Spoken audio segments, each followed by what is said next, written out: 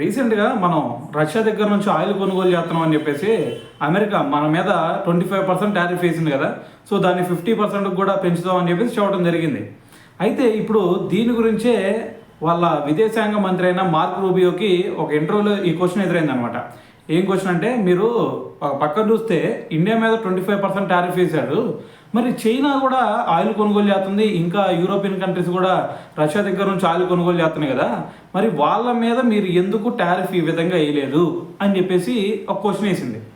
దానికి mark Rubio ఏం చెప్పాడు తెలుసా, ఇప్పుడు కనుక మేము చైనా మీద కనుక మేము ఇది టారిఫ్ వేసామంటే అమాంతం ఇక ప్రపంచంలో మొత్తంలో కూడా మరి ఆయిల్ రేట్లు అన్నీ కూడా పెరిగిపోతే, సో మరి దాన్ని దృష్టిలో ఉంచుకొని మేము వాళ్ళ మీద టారిఫ్ ఎక్కువ వేయలేదు అని చెప్పేసి సో దీన్ని అయితే సమర్థించుకోవడం జరిగింది.